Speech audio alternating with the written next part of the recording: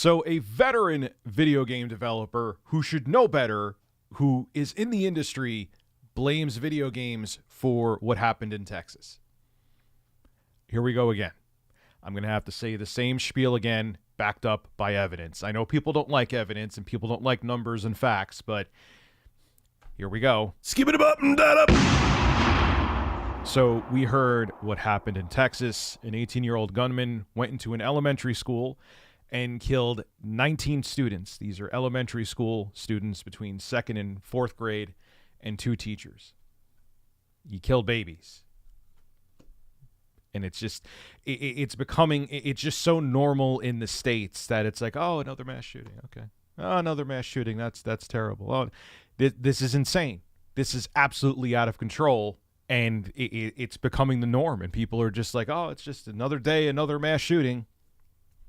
That's the way to live life. So if you're an OG here, you know I've talked about this for a real long time. And there have been countless different studies done from countless universities throughout the world that say at worst, at absolute worst, this is the worst case scenario some of these studies come back with, is that they can't correlate any kind of connection between violent video games and real world violence. And that's the worst case scenario. Most of the studies say, no, there is nothing there. There is no correlation between video games and real world violence. But every time something like this happens, like what happened in Texas, which is, I can't even fathom how horrifying and what those parents are going through, the same argument is brought up. I don't understand how you can have endless amounts of data in front of you and just go, nah, it's video games. It's absolutely video games. Even though the same goddamn video games are played in different countries throughout the world and they don't have the same mass shooting problem that we have in the States, nah, it's still video games. It's still absolutely video games. Even though they're playing the same friggin' games in Canada, the same games in Europe, the same games in other places, no, it's the video games that are causing the mass shootings in the United States. Okay, all right. I guess I need to be stupid to understand. I'm not stupid enough. Well, Russ Peterson, who is a industry veteran, he was a lead game designer at Blizzard Entertainment for almost a decade, just shy of being there for a decade. He's now the gameplay director at Possibility Space. Here's a guy who's worked on plenty of games. You would think that he would know better, but no. He goes down the same. Anyone who makes video games or violent video games, it's the blood may be on your hands. He didn't say that. I'm going to read his exact tweet, but he may as well have said that. So this is what he had to say on what happened in Texas. If you work on a video game that uses modern day firearms to shoot other humans, you need a real hard look in the mirror tonight. I almost thought this was a troll. I thought maybe he was being ironic and he was going to have something under it to be like, nah, guys, I was just being sarcastic. No, he means it. And someone replied back to him, no, Russ, it's you who needs to look in the mirror. This rhetoric is wrong, and the fact that you, as a senior leader in the industry, are pushing it is atrocious. Video games don't kill people. Guns do, period. We don't need game dev reform. We need gun control. And then Russ Peterson goes on to say, guns are a cultural problem in the U.S. The way we portray guns in media is not the root cause, but it is also blind ignorance to say that glorification of that gun culture in video games is not a contributor to desensitization. I want reform. Our industry is not helping. Russ, you got to go by statistics and the numbers. They don't lie.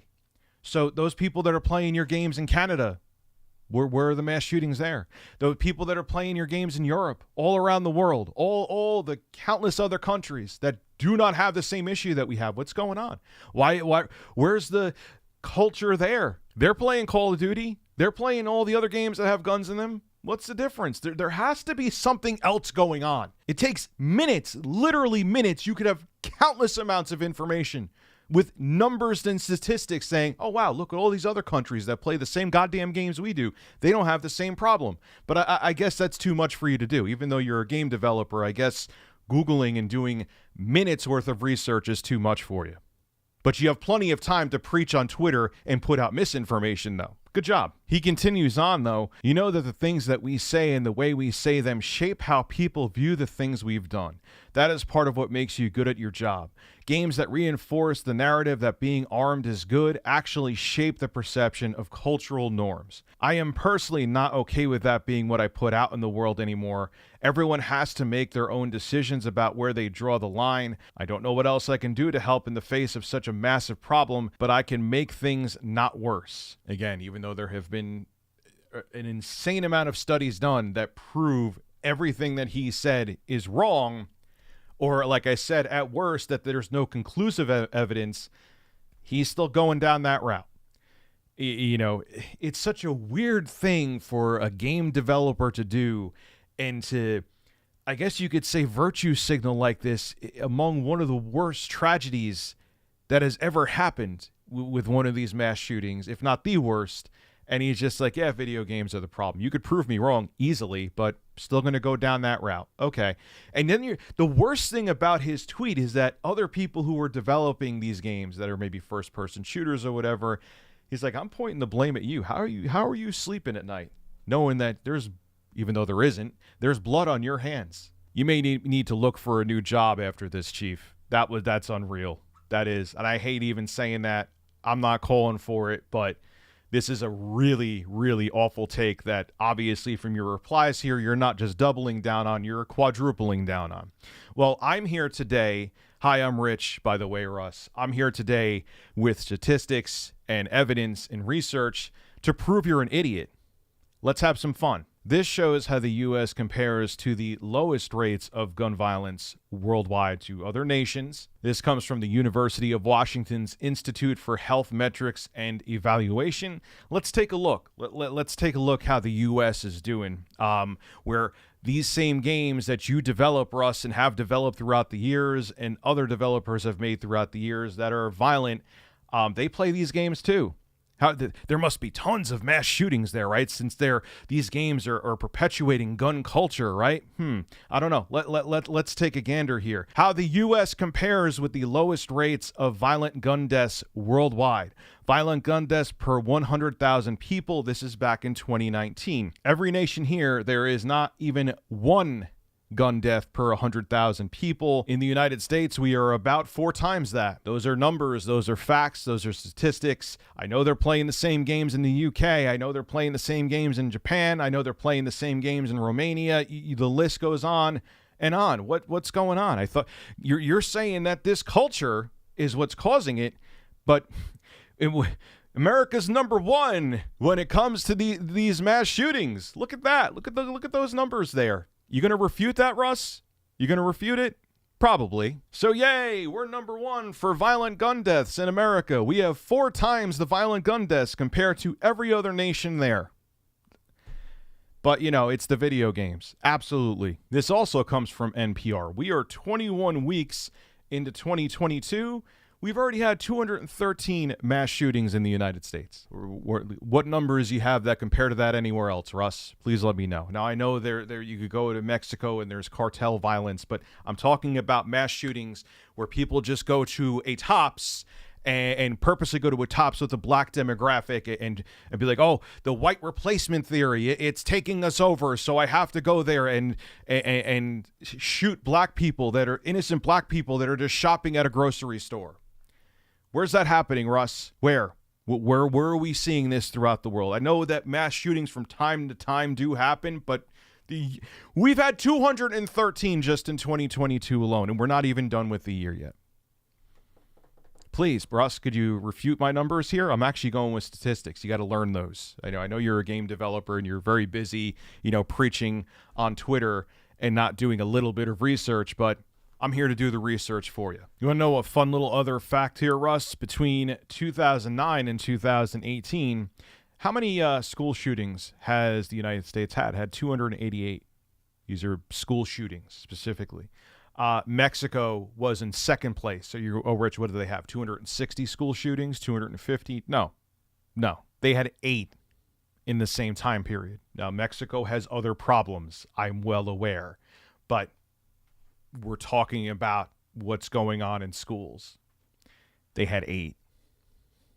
Is it the video games, Russ? I'm not sure. You saying it's the video games that's causing this? They're playing the same video games in Mexico. Please, by all means, I'm begging you. What is the difference here? There got to be something. I don't know. You tell me. Again, this was a study that was done a while back. This is between Villanova University and Rutgers University. They collaborated on this, and there was no correlation between violent video games and real-world violence. As a matter of fact, this is what they had to say, and I love this analogy. Finding that a young man who committed a violent crime also played a popular video game such as Call of Duty, Halo, or Grand Theft Auto is as pointless as pointing out that the criminal also wore socks. You get what they're getting at, right? There is no correlation. Everybody wears socks.